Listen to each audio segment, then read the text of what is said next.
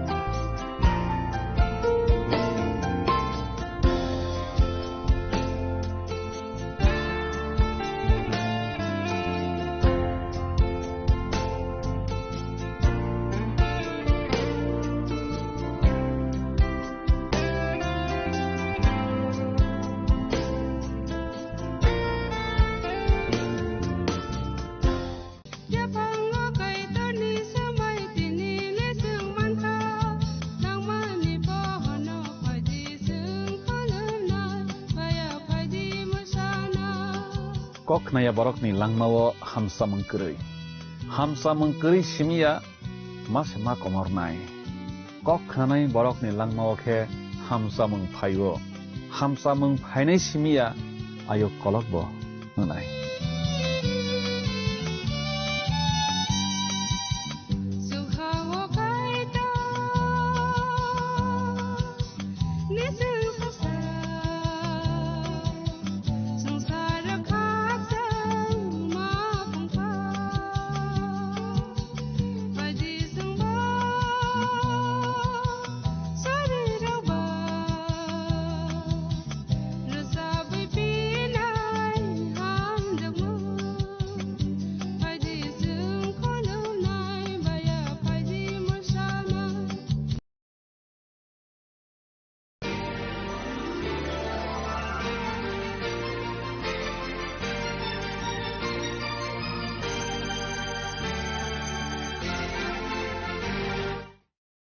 নমস্কার। আশাময়ী নারীর একটি নতুন পর্বে আপনাদের সবাইকে স্বাগত জানাই। আজ আমরা দেখব বাগান করা সম্বন্ধে একটা নতুন ধারাবাহিক এবং তার থেকে আমরা কি আত্মিক শিক্ষা পেতে পারি। নয়মা, তুমি যে ছবিগুলো সেদিন পোস্ট করেছিলে সেগুলো দেখলাম, তা কোথায় গিয়েছিলে তুমি? আমি শহরের বাইরে একটা গাছের নার্সারিতে গিয়েছিলাম।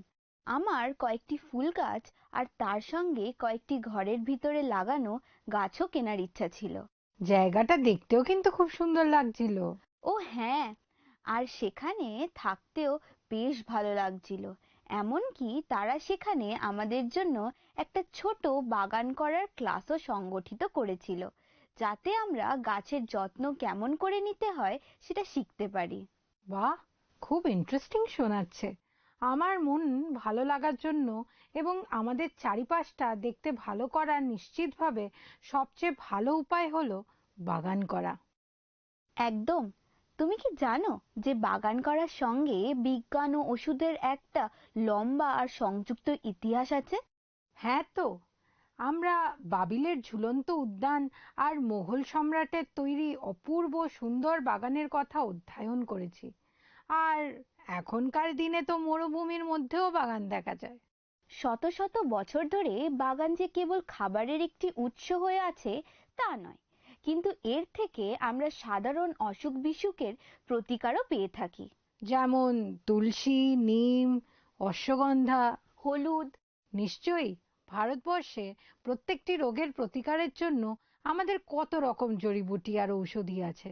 আমরা যখন ছোট ছিলাম আর আমাদের কাশি হতো, তখন আমাদের ঠাকুমা আমাদের জন্য জোয়ানের পাতার রস আর মধু দিয়ে একটা কাথ বানিয়ে আমাদের খাওয়াতেন।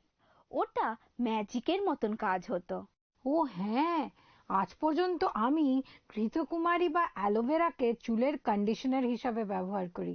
ওটা খুব ভালো কাজ দেয় আর বিনামূল্যেও পাওয়া যায়। আর অবশ্যই বাজারে এখন একটা নতুন সুপারফুড পাওয়া যাচ্ছে, যা আমরা বহু প্রজন্ম ধরে খেয়ে আসছি। সেটা কোনটা বলো তো? সজনে গাছের পাতা। সজনে পাতার গুঁড়ো এখন বিশ্বের বহু জায়গায় রপ্তানি হচ্ছে, আর এর আরোগ্যকারী শক্তির কথা বহু জনপ্রিয় স্বাস্থ্য বিশেষজ্ঞরা বলে থাকেন। দারুণ ব্যাপার। এটা খুবই আশ্চর্যের বিষয় যে এতদিন পরে লোকেরা উপলব্ধি করেছে যে বাগান আর সবুজায়নের সঙ্গে শারীরিক, সামাজিক এবং মানসিক স্বাস্থ্যেরও যোগসূত্র আছে। এটা আমাদের ফিট আর স্বাস্থ্যবান থাকতেও সাহায্য করে। আপাত দৃষ্টিতে 30 মিনিট বাগান করলে যে পরিমাণ ক্যালোরি দগ্ধ হয়, সেই একই পরিমাণ দগ্ধ হয় ব্যাডমিন্টন, ভলিবল খেললে বা যোগব্যায়াম করলে। আমি এবার থেকে তাহলে অনেক বেশি করে বাগান করব। বাগান করলে এবং সবুজ পরিবেশে বাস করলে বিষণ্ণতা, উদ্বেগ, হৃদরোগ, ডায়াবেটিস, হাঁপানি আর মাইগ্রেনের উপরে ইতিবাচক প্রভাব ফেলে। এটা দারুণ ব্যাপার নয় কি? নিশ্চয়ই। তুমি কি জানো যে আদিপুস্তক অনুযায়ী পৃথিবীতে একটি উদ্যানে জীবনের সূচনা হয়? বাইবেলে উদ্যান এবং বাগান ও চাষ করার অনেক উল্লেখ আছে। গীতসংগীতা প্রথম গীতে লক্ষ্য করো, সেটা শুরু হয়েছে জলস্রোতের তীরে রোপিত বৃক্ষের উল্লেখ করে, যেটা যথাসময়ে ফল দেয়। সলোমন জীবনের বিভিন্ন বিষয়ে কালের কথা বলেছেন। প্রভু যিশুর প্রায় প্রতিটি দৃষ্টান্তে রোপণ বা বৃদ্ধির বিষয় বলা হয়েছে। প্রভু যিশু শত্রু হস্তে ধরা পড়ার আগে গেতসিমানি বাগানে প্রার্থনা করেছিলেন। এরপর যোহন তার সুসমাচার 19 অধ্যায় 41 পদে আমাদের বলা হয়েছে যে, যে স্থানে তাকে ক্রুশে দেওয়া হয়েছিল সেই স্থানে একটি উদ্যান ছিল। পুনরুত্থানের দিনে মগদলিনী মরিয়ম পুনরুত্থিত পরিত্রাতাকে ভুল করে বাগানের মালি মনে করে নিয়েছিলেন। ঠিক বলেছ। বাইবেলে বীজ বপন আর শস্য ছেদন, বীজ আর মৃত্তিকা, লতা আর বৃক্ষ, ফলবান হওয়া আর ফলহীন হওয়া, এই সমস্ত বিষয় পূর্ণ হয়ে আছে। এর প্রত্যেকটি অর্থপূর্ণ ও গভীর সত্য বহন করে। যদিও আমাদের মধ্যে অনেকেই শহরে বাস করে, তবে অনেকেরই এখনো উদ্যান ও প্রকৃতির সাথে যোগাযোগ আছে। বাগানের জীবনচক্র বা বাগান করার থেকে অনেক কিছু আমরা শিখতে পারি। যেমন মাটিতে একটি বীজ পুঁতে দিলেই যে সেটা বড় হয়ে উঠবে তা নয়। ভালো মাটি হচ্ছে খুবই গুরুত্বপূর্ণ। অনেক সময় আমরা যে মাটিতে বপন করছি আমাদের সেই মাটিতে ভিটামিন আর খনিজ পদার্থ কম থাকতে পারে। সেই ভালো জিনিস বড় করতে আমাদের মাটিকে পুনঃপুষ্ট করতে হয়, তার পদার্থ ও রাসায়নিক বৈশিষ্ট্যের বৃদ্ধি করতে হয়। দাঁড়াও, আমরা যখন আমাদের জীবনকে ঈশ্বরের কাছে সমর্পণ করি তখন কি তিনি সেই একই কাজ করেন না? তিনি কি আমাদের আত্মার সঙ্গে সমৃদ্ধি আর পদার্থ যুক্ত করেন না? ও হ্যাঁ, তিনি করেন বই কি। আরেকটি শিক্ষণীয় বিষয় হলো যে আমাদের মাটি যখন উর্বর ও স্বাস্থ্যবান থাকে, অনেক সময় কিছু বস্তু যা আমরা বপন করিনি সেগুলো স্বেচ্ছায় বেড়ে ওঠে। এই ব্যাপারটা আমার মায়ের বাগানে ঘটেছিল। একবার তিনি টমেটো, মূলো আর অন্য কয়েকটি সবজির চারা লাগিয়েছিলেন। হঠাৎ সেখানে একটা অচেনা লতা দেখা গেল। সেটাকে দেখে আমাদের মনে হলো যে সেটা একটা আগাছা, আর তক্ষুনি সেটা তুলে ফেলার পরিকল্পনা করলাম। সৌভাগ্যক্রমে আমাদের প্রতিবেশী একটু অপেক্ষা করে সেটা আসলে কি সেটা দেখার পরামর্শ দিলেন, আর তাই আমরা ধৈর্য ধরে সেই বস্তুটাকে বেড়ে ওঠার অপেক্ষা করতে লাগলাম। তারপরের কয়েক সপ্তাহ ধরে আমরা সেই রহস্যময় লতাটিকে বেড়ে উঠতে দেখলাম। একবার ভাবলাম সেটা হয়তো শসা গাছ, তারপর মনে হলো সেটা তরমুজ গাছ, যদিও আমরা সবসময় সেটাকে একটা আগাছা ছাড়া আর কিছুই মনে করিনি। শেষ পর্যন্ত সেটা কি দাঁড়ালো? অবশেষে আমরা সেই লতানো গাছে ছোট ছোট কয়েকটি ফুটি হতে দেখলাম, আর অবাক হয়ে ভাবতে লাগলাম যে আমরা এর বীজ না লাগালেও ওটা কিভাবে হলো। ওটা এলো কোথা থেকে? তুমি তো জানোই মায়েরা কিভাবে সব সময় বাগানে মাটির সাথে রান্নাঘরের সমস্ত সবজি, ফলমূলের ফেলে দেওয়া অংশগুলো মিশাতে থাকে। ও হ্যাঁ, এমন কাজ তো আমিও করি। ব্যাস, সেটাই হয়েছিল। আমরা কিছুদিন আগে ফুটি খেয়েছিলাম, আর পেঁয়াজের খোসা, কমলা লেবুর খোসা আর ডিমের খোলার সঙ্গে ফুটির বীজগুলোও বাগানে ফেলে দেওয়া হয়েছিল। মাটি এত উর্বর ছিল যে সেই বীজগুলো অঙ্কুরিত হয়ে ফুটির গাছ গজিয়ে গেল। কি আশ্চর্য ব্যাপার, যাকে বলে একটা মিষ্টি চমক। সত্যি কথা বলতে কি, আমি ভেবেছিলাম বাগানের বিষয়ে অল্প হলেও আমি কিছুটা জানি। আমার মা যখন বলতেন গাছ লাগাতে গেলে কিভাবে গর্ত করতে হয় বা কখন কোনো কিছুকে মাটির ভিতর ঢুকাতে হয়, তখন তার কথা আমি শুনতামই না। আমার বাগান করার প্রতি একটা ভালোবাসা ছিল, আর আমি সব সময় সফল হতে চাইতাম, কিন্তু আমার গাছগুলো মরেই যেত। আর তারপর? তারপর তারপর আমি তার সাথে বসে কিভাবে গাছকে বড় করে তোলা যায় সেটা বুঝবার চেষ্টা করলাম, কিন্তু একদিনে সেটা শেখা যায় না। বস্তুত আমার শিক্ষা এখনো শেষ হয়নি। কিন্তু আমাদের আত্মিক জীবন আর আমাদের পরিচর্যা কার্যে ঠিক একই ঘটনা ঘটে। আমাদের রোজই এই বিষয়ে কাজ করতে হয়। আমাদের বড় বড় শিষ্য প্রণেতা আর শিক্ষকদের কাছ থেকে শিক্ষা গ্রহণ করতে হয়। প্রার্থনাশীল মানুষদের কাছে আমরা প্রার্থনা করতে শিখতে পারি। যে সমস্ত পুরুষ ও নারীরা ঈশ্বরের বাক্যের মাধ্যমে তার উপস্থিতি উপলব্ধি করেন, আমরা তাদের কাছে শাস্ত্র ধ্যান করা শিখতে পারি।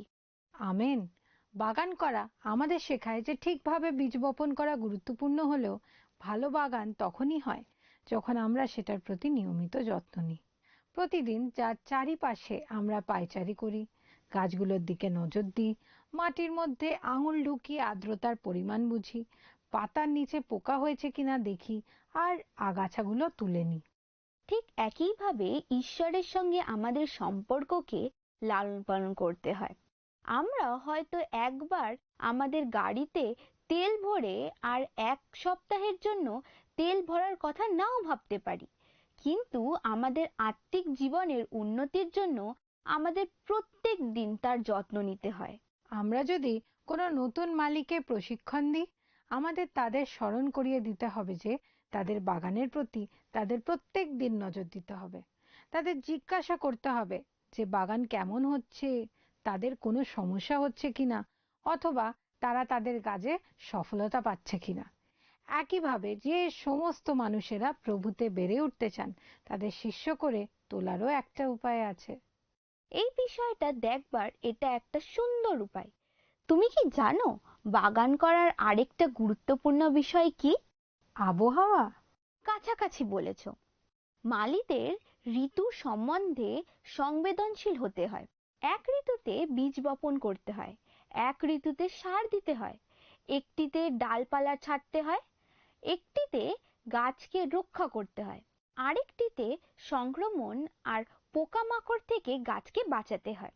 আর অবশ্যই এমন একটি ঋতু হয় যখন আমরা বাগানের সৌন্দর্য উপভোগ করতে পারি। বেশিরভাগ বীজের প্যাকেটের গায়ে বপনের সব থেকে ভালো সময়ের দিন উল্লেখ করা থাকে। আমি লক্ষ্য করেছি শীতকালে যখন সবকিছুই মরে যেতে থাকে, তখন কিছু গাছ খুব সুন্দর দেখতে লাগে, আবার কয়েকটি গাছ প্রতি বছর বর্ষাকালেও জীবন্ত হয়ে ওঠে। আর এই জন্যই যখন গরম পড়ে তখন আমের ফলন হয়, আর ঠান্ডা পড়ার সঙ্গে সঙ্গে আমরা কমলা লেবু পেতে থাকি। একদম ঠিক। বিশ্বাসী হিসাবে আমাদের ঋতু থাকে, বড় বড় জয়ের সময় থাকে, আবার এমন কিছু সময় থাকে যখন মনে হয় যে ঈশ্বর আমাদের কাজের উপর থেকে তার আশীর্বাদটাই সরিয়ে নিয়েছেন। এমন সময় হয় যখন অন্যদের মধ্যে যে বৃদ্ধিকে আমরা উৎসাহিত করছি সেটা বসে বসে নিরীক্ষণ করতে হয়। বরং যাদের কাছে আমরা ঈশ্বরের কথা বলেছি তাদের খ্রিস্টীয় জীবনে এমন পরিস্থিতি থেকে রক্ষা করতে হয় যা হতাশা এবং নিরুৎসাহর দিকে চালিত করে। অনেক দায়িত্ব সহকারে গাছের যত্ন নিতে হয়, কিন্তু শেষ পর্যন্ত আমরা যতই চেষ্টা করি না কেন, আমরা কোনো কিছুরই বৃদ্ধি দিতে পারি না। আমাদের কাজ হলো গাছ লাগানো, জল দেওয়া, রক্ষা করা, কিন্তু আমার আশ্চর্য লাগে সব সময় একটা গাছকে বেড়ে উঠতে দেখতে, আর তার সৌন্দর্য দেখতে। আমাদের জন্যও একই ব্যাপার হয়। আমরা প্রচার করি, আমাদের জীবনে ঈশ্বর কেমনভাবে কাজ করেছেন সেটা সবার মাঝে বলি। আমরা অন্যদের সাথে প্রার্থনা করি আর উৎসাহ দিই, কিন্তু আত্মাই আমাদের ফল দিয়ে থাকে। আমাদের কাজ হলো বিশ্বস্ত আর বাধ্য হওয়া, কিন্তু আমাদের উপলব্ধি করতে হবে যে এর ফলাফল সবসময় ঈশ্বরের কাছ থেকে আসে, আমাদের নিজেদের কাছ থেকে নয়। আশ্চর্যজনক সত্য। অনেক সময় বাড়ির বাগানের মালি হিসাবে আমাদের একটা জিনিস যাতে বাড়তে না পারে সেই দিকে লক্ষ্য রাখতে হবে, তা হলো আগাছা। আগাছা খুবই বিভ্রান্তিকর। আমরা কোনো সময় সেটা রোপণ করি না, কিন্তু সব সময় সেটা জেগে ওঠে, আর মাঝে মাঝে সেগুলো এত তাড়াতাড়ি বেড়ে ওঠে যে এক রাতের মধ্যে সেগুলো আমাদের উদ্ভিদগুলোর মতন বড় হয়ে ওঠে। আর আমাদের বোঝবার আগেই সেগুলো আমাদের সবজি, শাক আর ফুলের শ্বাসরুদ্ধ করে ফেলে, তাদের জল, পুষ্টি আর প্রজনন হরণ করে। মালিরা উপলব্ধি করে যে বাগানে নিয়মিত দেখাশোনা করার মধ্যে পড়ে আগাছাগুলো খুঁজে সেগুলি উপড়িয়ে ফেলা। আর যখন বেশ কিছু দিন ধরে আমরা বাগানে যাই না, তখন আগাছাগুলি সারা বাগান ছেয়ে ফেলে। আত্মিকভাবে যে কোনো বস্তু একটি উদ্ভিদের শ্বাসরোধ করে ও সমস্ত কিছু হরণ করে নেয়, তাই হলো আগাছার প্রতিরূপ। এটি নিশ্চিতভাবে পাপ, কিন্তু এই জীবনে সমস্ত বিভ্রান্তি এবং অভিলাষও এর মধ্যে পড়ে। আসুন আমরা এই বিষয়েও আরো কিছু শুনি। যোহন তার 15 অধ্যায়ে প্রভু যীশু একজন মালির উপমা ব্যবহার করেছেন, এটা ব্যাখ্যা করতে যে তিনি হচ্ছেন দ্রাক্ষালতা আর আমরা তার শাখা। স্বর্গীয় মালি যে সমস্ত শাখাগুলিতে ফল ধরে সেগুলো পরিষ্কার করেন, যাতে সেগুলি আরো ফলবান হতে পারে। শাখাগুলি পরিষ্কার করা খুবই বেদনাদায়ক, কিন্তু আমরা উপলব্ধি করি যে ঈশ্বর জানেন তিনি কি করছেন, আর যা এখন বেদনাদায়ক বলে মনে হয় সেটা পরবর্তীকালে আমাদের ফলপ্রসূতা বৃদ্ধি করে। মনে আছে যখন যোসেফকে ছেঁটে ফেলা হয়েছিল, তার ভ্রাতারা তাকে কৃতদাস রূপে বিক্রি করে দিয়েছিল, আর শেষ পর্যন্ত তাকে মিশরের দাস হয়ে থাকতে হয়েছিল।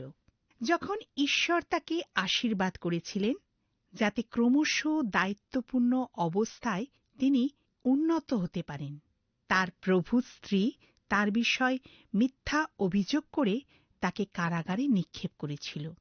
কিন্তু ঈশ্বর তাকে পুনরায় আশীর্বাদ করলেন, আর তিনি মিশর দেশের অধ্যক্ষ পদে নিযুক্ত হলেন। শেষ পর্যন্ত যখন তার ভ্রাতারা তার সামনে এসে উপস্থিত হল, তখন তারা ভেবেছিল তার প্রতি তারা যা করেছে তার জন্য তাদের হত্যা করা হবে। কিন্তু যোসেফ তাদের দেখালেন যে তার জীবনের এই কষ্টের সময়টা ঈশ্বরের নির্দেশিতই ছিল। তিনি তাদের বলেছিলেন, তোমরা আমার বিরুদ্ধে অনিষ্ট কল্পনা করিয়াছিলে বটে, কিন্তু ঈশ্বর তাহা মঙ্গলের কল্পনা করিলেন। বাগান করা হচ্ছে মূলত একার কাজ। অন্য লোকেরা কাছাকাছি থাকলেও মালিরা তাদের নিজেদের জগতেই থাকে। কেবল সে নিজে সূর্যের আলো, ধুলোবালি আর গাছ। এবং অবশ্যই ঈশ্বর মাটি খোঁড়া, আগাছা তোলা এবং ডালপালা পরিষ্কার করা, প্রার্থনা করা, চিন্তা করা এবং ঈশ্বরের কথা শ্রবণ করার জন্য খুব ভালো সময়। আমাদের জীবনের খুব কম সময়ই যায় যখন আমরা কোনো না কোনো মিডিয়ার সঙ্গে যুক্ত থাকি না। বাগান করা এমন একটা সময় হতে পারে কেবল ঈশ্বর আর আমরা একে অন্যের সাথে কথোপকথনে রত। একটা ভালো করে সাজানো বাগানের থেকে আর সুন্দর কোনো স্থানই হতে পারে না। আমরা যে ছবিগুলো তুলি সেগুলো একবার লক্ষ্য করুন। আমরা গাছ, ফুল, প্রজাপতি, হ্রদ কত কিছু পাই যার পাশে দাঁড়িয়ে ছবি তুলতে পারি। আমার বিশ্বাস ঈশ্বর সৌন্দর্যের প্রতি ভালোবাসা আমাদের হৃদয়ে রোপণ করেছেন, যাতে আমরা তার আরাধনা করতে পারি। যখন হবা প্রথমবার চোখ খুলে সেই আশ্চর্য সুন্দর উদ্যান নিরীক্ষণ করেছিলেন, তখন তার কেমন লেগেছিল কল্পনা করে দেখুন। তার কত আনন্দ, কত খুশি হয়েছিল যখন প্রথমবার তিনি ঈশ্বরের সেই গৌরবময় সৃষ্টি দেখতে পেয়েছিলেন। জগতে পাপ প্রবেশ করার পরেও এবং প্রতিটি জীবিত বস্তুকে কলঙ্কিত করার পরেও ঈশ্বর আমাদের সৌন্দর্যে পূর্ণ করেছেন। তিনি সৌন্দর্যের ব্যবহার করেন যাতে আমরা আশ্চর্য ও বিস্ময়াপন্ন হয়ে তার নিকটবর্তী হতে পারি। এই পদ দুটি আমাকে কেমন যেন চুপ করিয়ে দেয়। আর বস্ত্রের নিমিত্ত কেন ভাবিত হও?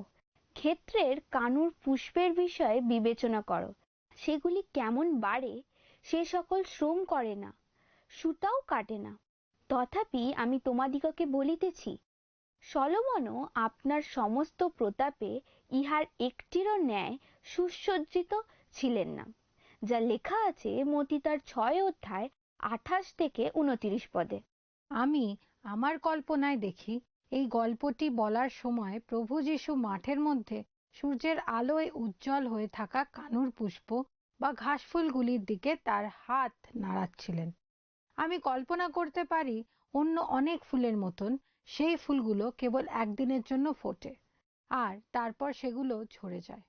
প্রভু যীশু সেই ছোট ছোট ফুলগুলির সঙ্গে সলোমনের রাজকীয় পোশাকের তুলনা করে বলেছিলেন যে ঐশ্বর্যবান রাজার সেই অপূর্ব পোশাকের থেকেও সেই ফুলগুলো সুন্দর ছিল। বিভিন্ন বড় বড় অনুষ্ঠান আর বলিউডের সিনেমাগুলিতে কিংবা মিস ইন্ডিয়ার প্রতিযোগিতায় আমরা কত জমকালো পোশাকের সমাহার দেখতে পাই। একবার ভাবো তো, কল্পনা করো যে একটা সাধারণ জংলি ফুল যে এই সমস্ত বিশাল দামি দামি পোশাকের চেয়েও সুন্দর দেখতে হয়।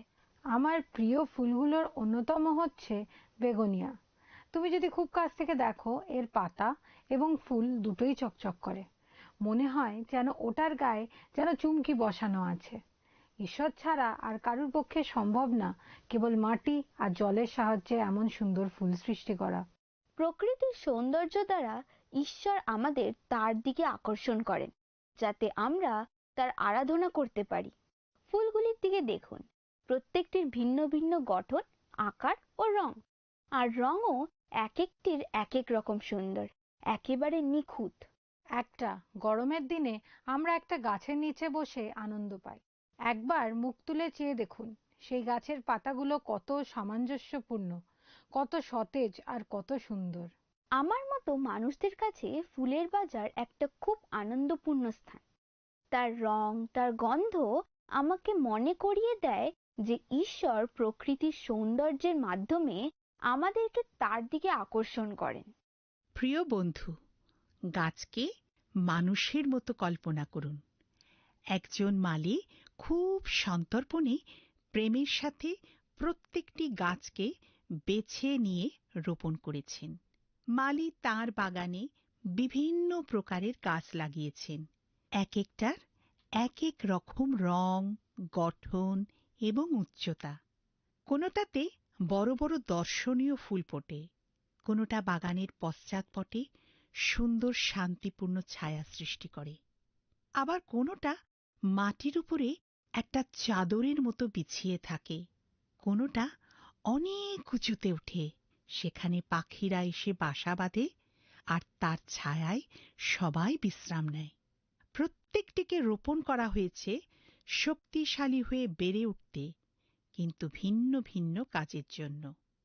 কিন্তু এই গাছগুলো কেবল বেড়ে ওঠে না, এবং যে উদ্দেশ্যে তাদের সৃষ্টি করা হয়েছিল সেটা না করে নিজেদের একে অপরের সঙ্গে তুলনা করা শুরু করে দেয়। কয়েকটি দর্শনীয় ফুলের গাছ তাদের ফুল ফোটানো থেকে বিরত থাকে, আবার অন্য কয়েকটি তাদের সৌন্দর্যের গরিমায় অস্বাভাবিকভাবে ফুলে ফেঁপে ওঠে। উদ্যানের পশ্চাৎপটে থাকা গাছগুলোর মনে হতে থাকে যে তাদের ফুল ফোটে না বলে তাদের কোনো সম্মান নেই। বিশাল লম্বা গাছগুলো যাতে নিজেদের অন্যদের থেকে বেশি লম্বা না লাগে সেজন্য ঝুঁকে পড়তে থাকে, আবার অন্যদিকে ছোট গাছগুলো লম্বা হওয়ার অযথা চেষ্টা করে যায়। ছায়ার মধ্যে গড়ে ওঠা গাছগুলো রোদে থাকার আশায় ঢুলে পড়ে, আবার রোদে থাকা গাছগুলো ছায়া পাওয়ার আশায় ঢুলে পড়ে। বোকা গাছগুলো বুঝতে পারে না যেখানে তাদের লাগানো হয়েছে সেখানে তাদের একটা উদ্দেশ্য নিয়েই লাগানো হয়েছে। তারা সবাই একই বাগানের অংশ, কিন্তু তাদের প্রত্যেককে নিজের নিজের কাজ করে যেতে হবে। কিন্তু এখন অঙ্গ অনেক বটে, কিন্তু দেহ এক, আর চক্ষু হস্তকে বলিতে পারে না তোমাতে আমার প্রয়োজন নাই, আবার মাথাও পা দুখানিকে বলতে পারে না তোমার দিকেতে আমার প্রয়োজন নাই। তোমরা খ্রিস্টের দেহ এবং এক একজন এক একটি অঙ্গ। ঈশ্বরের উদ্যানের আমরাও একটি অংশ, আর একসাথে আমরা বাতাস, সুবাস ও শীতলতা এবং হৃদয়ের শান্তি নিয়ে আসি। আমরাই তার হস্তকলা। এই সপ্তাহে সময় করে একটি উদ্যানে যান আর তার গৌরবময় শিল্পকলার জন্য ঈশ্বরের প্রশংসা করুন। একবার সমস্ত কিছু থেকে নিজেকে বিরত করে স্মরণ করুন যে একমাত্র ঈশ্বরের পক্ষেই সম্ভব কোনো কিছু ছাড়াই এত অপূর্ব বস্তুর সৃষ্টি করা। আপনার পরিবেশকে সুন্দর করে তোলার জন্য তাকে ধন্যবাদ দিন। উদ্যানে থাকাকালীন নিজেকে কয়েক মুহূর্তের জন্য বিশ্রাম, শান্তি ও আপনার প্রতি ঈশ্বরের প্রেমের আর বড় অনুভূতির দ্বারা ভরিয়ে তুলুন। মনে রাখুন, আপনি হচ্ছেন যে কোনো ফুলের চেয়েও তার শ্রেষ্ঠতম সৃষ্টি। তাহলে বন্ধু, আসুন আমরা প্রার্থনা করি। প্রার্থনা যাই। পরম করুণাময় স্বর্গস্থ পিতা, তোমার মহানামের ধন্যবাদ দিই প্রভু। তুমি আমাদের ভালো রেখেছো, সুস্থ রেখেছো, আবারও আরেকটি বার সুযোগ করে দিলে তোমার বাক্য থেকে নতুন নতুন জিনিস শেখার প্রভু গো। আশীর্বাদ করো, আমরা যা যা শিখলাম আজকে প্রভু, তা যেন আমরা মনে রাখতে পারি, কাজে লাগাতে পারি প্রভু। আর আমরা যেন কোনোদিনও ভুলে না যাই যে আমরা তোমার সর্বশ্রেষ্ঠ সৃষ্টি প্রভু, আর তুমি আমাদের সব সময় ধরে আছো আর চালিয়ে নিয়ে যাচ্ছ। আমাদের সঙ্গে সঙ্গে থাকো প্রভু। আমাদের সকল দর্শক বন্ধুদেরও আশীর্বাদ করো। আমরা আজ যা যা শিখলাম তা যেন ভুলে না যাই প্রভু। এই ছোট্ট প্রার্থনা যিশুর নামে চাই, আমেন। আমাদের এই অনুষ্ঠানে যোগ দেওয়ার জন্য ধন্যবাদ। আমরা আগামী সপ্তাহে আবার মিলিত হব। স্ক্রিনে দেওয়া মিস কল নম্বরে একটা মিস কল দিন আর প্রার্থনার নম্বরে আমাদের সাথে যোগাযোগ রাখুন। ভালো থাকবেন। নমস্কার। নমস্কার।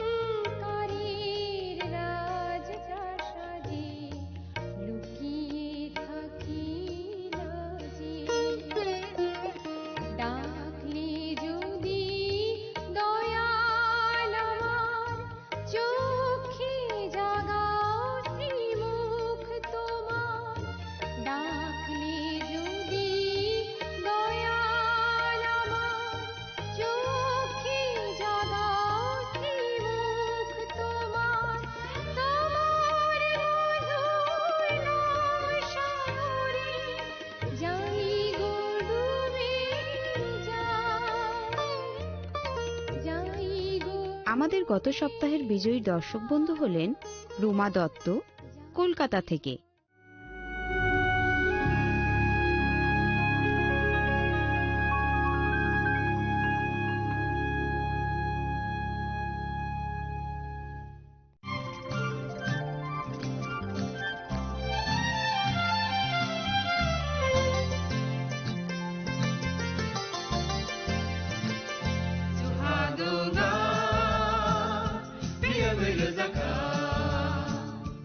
जों sak sakno बै mangkhojakna musung layo muitok thaijagani musung layo elem baksao kaitani samang thaidi hake borok kodok maromui kathang tong sak nana muitok thai tongbaibana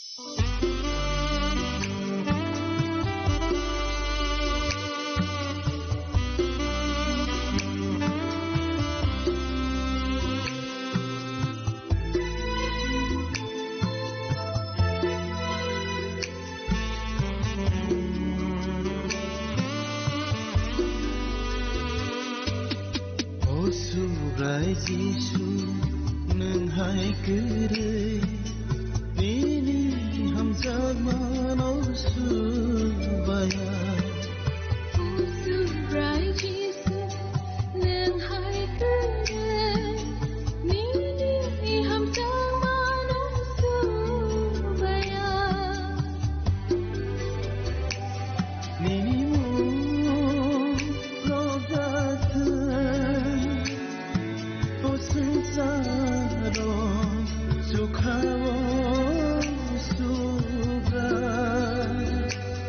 Nini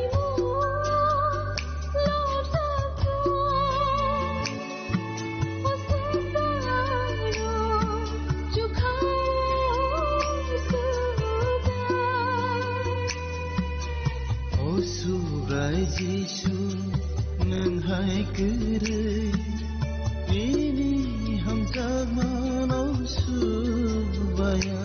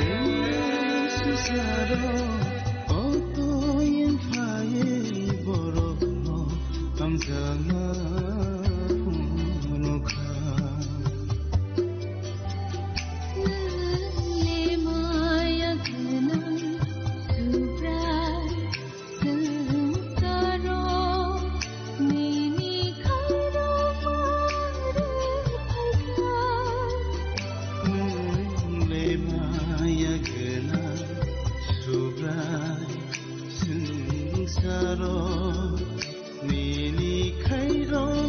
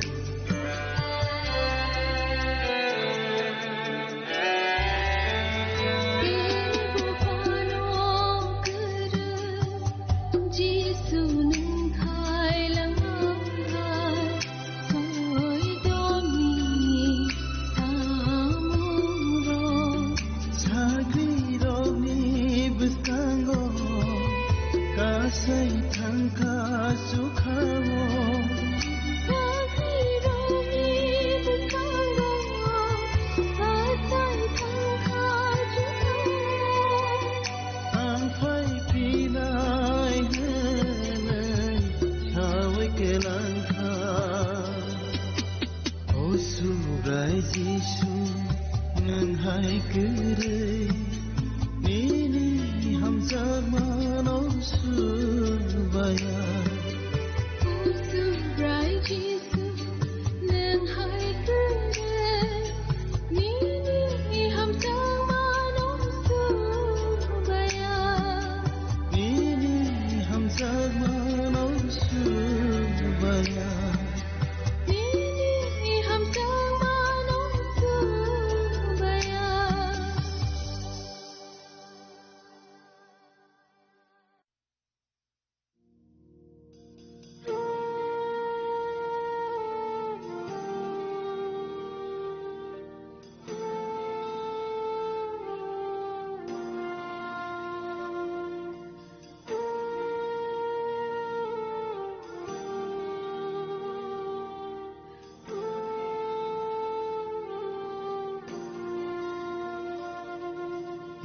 Pogimaya subraini hamdama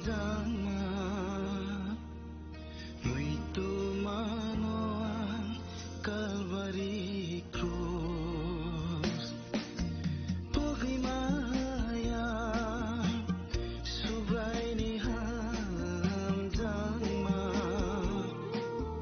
muito manoan Calvary cruz muito manoa Calvary cruz mutiyare cruz wale theiko joge Calvary wo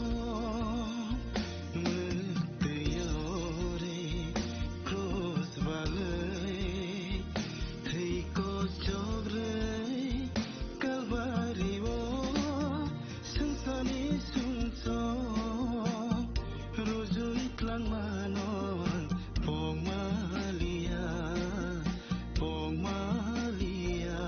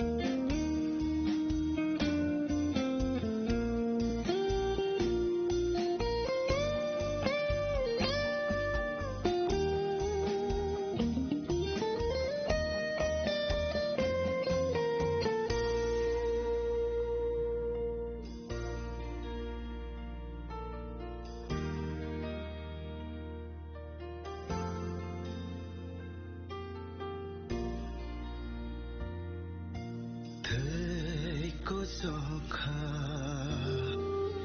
Sangsaro kolongkha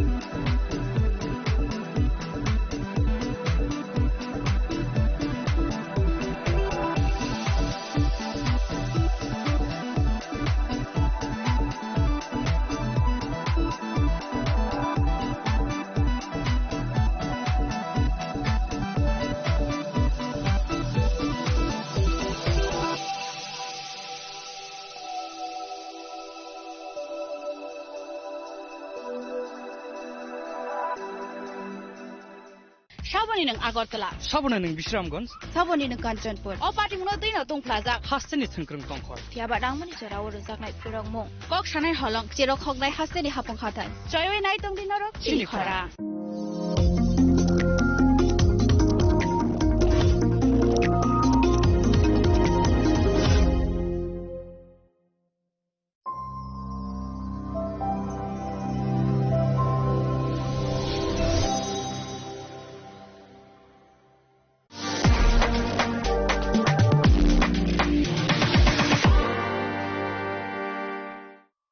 মশলা হাতে নয় চামচে তুলুন লংতরাই গুঁড়ো মশলার প্রতিটি 250 গ্রাম প্যাকেটের সাথে একটি চামচ ফ্রি লংতরাই গুঁড়ো মশলা রান্নায় তোমাকে চাই চিনি লাংমানি যত জরানো বেলায় খেন নাংকুকমানি চিনি মকল চেং ন জরানো টংথাংনা বাগি চুবাও হাইফানো চেং চিনি মকল ন নাইকল ন খরওই থাঙ্গো মুইতো নারক দি 90% vision loss চেং জরা জরা ও চেক আপ ফ্লাইজং মাবাইনো মাথাগে মান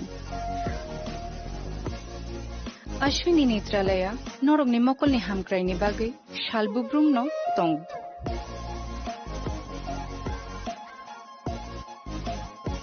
बरकनि मॉडर्न इक्विपमेंट्स दि स्किल शाक हामनायनै रक जेफ्रुफानो दंगो नरकनि बागै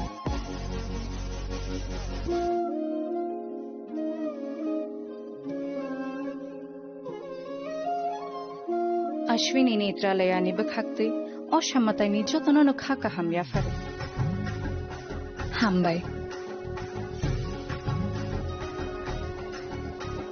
Ashwini Netralaya, better eyes for a better tomorrow.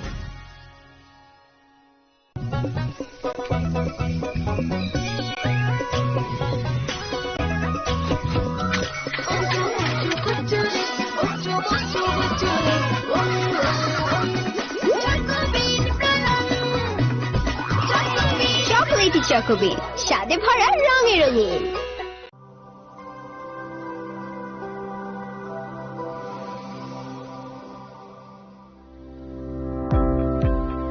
Welcome to the Department of Microbiology and Biotechnology, School of Natural Sciences, Techno India University, Tripura. The department is aligned with NEP 2020 policy. The course curriculum facilitated all students over here to undergo the research-oriented courses, which is aligned with the industry-oriented manner, and all students over here are getting the overall facility of the high-tech, the modern laboratory facilities in this department. All the faculties in the department are expertise in microbiology and biotechnology. They are providing one-to-one mentoring, high-impact research projects to the student, and students in deep learning they are offering, and so that the students can get more industry exposure across the country, and they can settle in the high-tech industry in our country. Helping dreams become a reality. Come and join TIUT.